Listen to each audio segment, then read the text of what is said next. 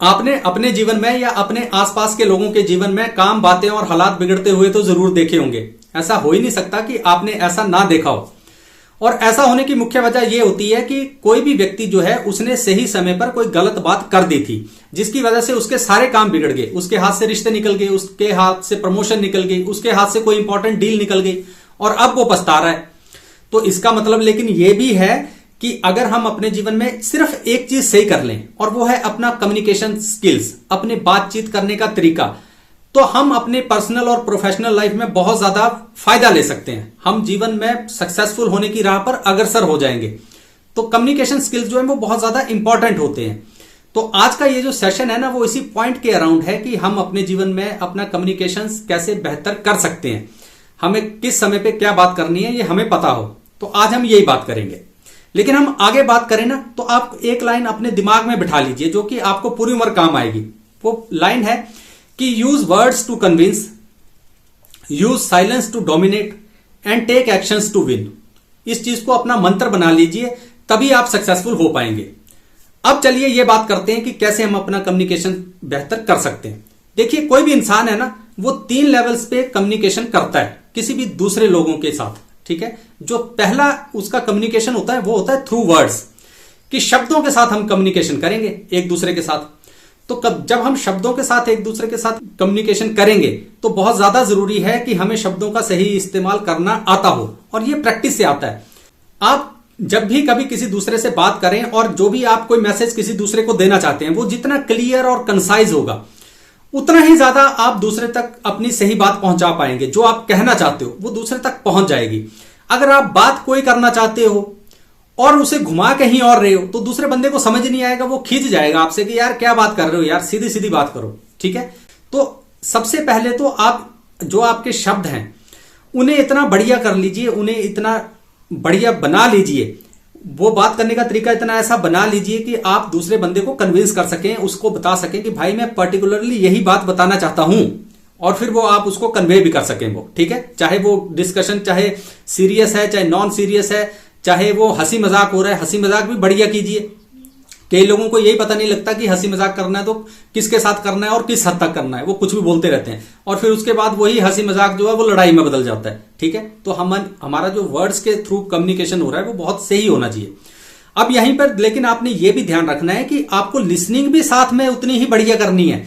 अगर आप शब्द बढ़िया से बोल रहे हैं तो आपको दूसरों के शब्दों को उतने ही आराम से और उतनी ही तल्लीनता के साथ सुनना भी है कि भाई ये दूसरा बंदा क्या बोल रहा है। तो जब हम वर्ड्स के साथ कम्युनिकेशन करते हैं थ्रू वर्ड्स, थ्रू लैंग्वेज, तो जितना इंपॉर्टेंट बोलना है, अच्छे तरीके से बोलना है, उतना ही इंपॉर्टेंट है कि हम दूसरे की बात को उतनी ही अच्छे तरीके से सुने भी।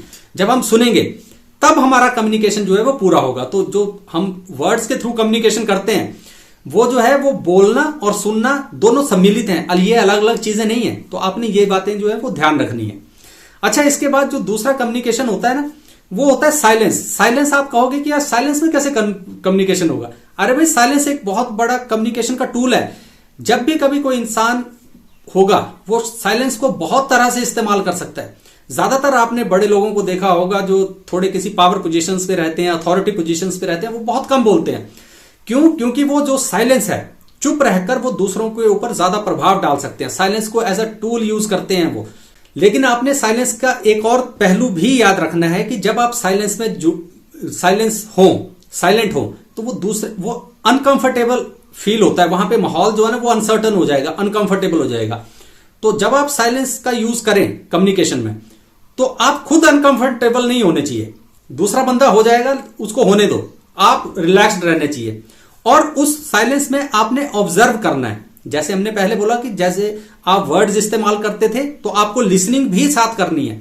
तो जब आप साइलेंस इस्तेमाल करते हो कम्युनिकेशन करने के लिए तो आपको ऑब्जर्व करना है कि दूसरा बंदा क्या कर रहा है, रूम का माहौल कैसा हो गया, कमरे में अब क्या वाइब्स आ रही हैं आपके चुप होने से, वो आपने ऑब्जर्व करनी है। अगर आप ऑब्जर्व नहीं करोगे, आप साइलेंस को एज अ टूल तो यूज करोगे कम्युनिकेशन का, लेकिन अगर उसमें ऑब्जर्वेंस मिसिंग होगी तो फिर आप समझ नहीं पाओगे कि दूसरे बंदे का रिएक्शन क्या है। ठीक है, तो साइलेंस जो है वो बहुत ही बड़ा एक कम्युनिकेशन का टूल होता है। लेकिन साइलेंस जो है वो उसके बहुत ज्यादा मायने निकल सकते हैं। तो आपको यह बहुत ज्यादा पता होना चाहिए कि किस स्थिति में साइलेंस को एज अ टूल यूज करना है। ठीक है, कम्युनिकेशन टूल यूज करना है। और किस स्थिति में साइलेंस को यूज नहीं करना, जहां पे शब्दों की जरूरत है शब्द बोलिए, जहां पे चुप रहने की जरूरत है वहां चुप रहिए। इसके बाद तीसरा तरीका जो इंसान कम्युनिकेशन करने का अपनाता है या अपना सकता है, वो होता है टेक एक्शंस। एक्शंस के थ्रू भी आप कम्युनिकेट कर सकते हो, बिना कुछ बोले, बिना चुप रहे, कुछ भी नहीं करना है आपने, सीधा अपने काम पे लग जाओ। लेकिन जब भी आप कभी कभी एक्शन लें तो उसको ऑडेसिटी के साथ लें, मतलब उसको फिर पूरे कॉन्फिडेंस के साथ कोई भी एक्शन लेना है, पूरे कॉन्फिडेंस के साथ उस एक्शन को लो, आगे बढ़ो, काम करो। आपके एक्शन में ये निहित होना चाहिए, दूसरे बंदे को ये पता लग जाना चाहिए कि ये एक्शन जो ले रहा है ये अब कुछ करने के लिए ही एक्शन ले रहा है, अब यूं बिना वजह नहीं ले रहा। आपने अक्सर अपनी लाइफ में देखा होगा, बहुत से लोग हैं ना वो बेकार में बोलते रहते हैं, ऐसा कर दूंगा, वैसा कर दूंगा, देख लेना, बाद में पछताओगे, ये वो सो कई कुछ बातें करता रहेगा, होता कुछ नहीं, चुप उनसे रहा नहीं जाता, बोलते वो बेकार हैं और एक्शन तो फिर वो लेते ही नहीं है, या लेंगे तो इतना ढिलमुल सा एक्शन होगा कि बाद में दूसरे बंदे को लगेगा यार क्या ही बंदा है ये, उसके ऊपर हंसते हैं।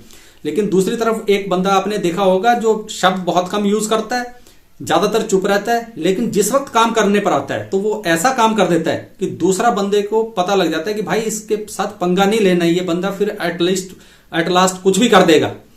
तो आपने जब भी एक्शन लेना है इतनी ऑडेसिटी के साथ लेना है कि आप उसको काम को पूरा करना ही है, आपने टेक एक्शन टू विन, फिर वो काम होना ही है, ठीक है। और एक्शंस लेके आप दूसरे के साथ कम्युनिकेट इस तरह से भी कर सकते हो कि आप अपने दूसरों के लिए एक रोल मॉडल बन सकते हो कि देखो यहां देखो काम किस तरह से होता है, खुद करके कोई काम बताना कि इस तरह से अगर कोई बंदा काम करे तब वो काम सही होता है। कई बार आपने देखा होगा आप किसी को समझाते रहोगे कि यार इस काम को ऐसे कर, इस काम को ऐसे कर, नहीं समझ आता, फिर जब आप खुद करोगे उस काम को तो दूसरे बंदे को समझ आता है कि नहीं इस लेवल का काम मांग रहा था ये बंदा, इस तरह से काम करना चाहिए। तो कम्युनिकेशन स्किल्स जो होते हैं ना, वो ये 3 लेवल्स पे कोई भी बंदा जो है वो कम्युनिकेशन करता है दूसरों के साथ, through words, through silence and through actions. और आपके ये तीनों ही एरियाज जो हैं वो परफेक्टली अलाइंड होने चाहिए और आप इनमें महारत हासिल कर लो। लेकिन ये समय का और प्रैक्टिस का खेल है, जितना ज्यादा आप समय दोगे उतना बेहतर आप इन चीजों में होते जाओगे, रातों रात नहीं होंगे। तो आप इन 3 कोर चीजों पर फोकस करना शुरू करो कि जब आप मीटिंग्स में हो तो किस तरह से आप वर्ड्स यूज कर रहे हैं, अगर आपको कोई चीज नहीं भी समझ आ रही या साइलेंस को आप यूज करना सीखिए। डोमिनेशन के लिए, दूसरे को डोमिनेट करने के लिए कर सकते हैं साइलेंस का यूज, या अगर कुछ नहीं भी पता लग रहा तब भी चुप रहेंगे तो आप उसमें ऑब्जर्व कीजिए कि ये दूसरा बंदा क्या कर रहा है, ठीक है।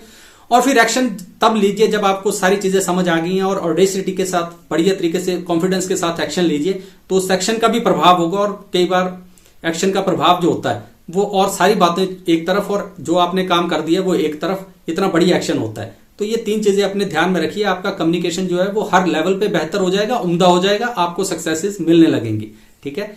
तो ये बातें, कुछ बातें अपने ध्यान में रखिए और इसी तरह की किसी और बढ़िया विषय के साथ किसी दूसरे खोज पे चलेंगे। तब तक अपना ध्यान रखिए। नमस्कार।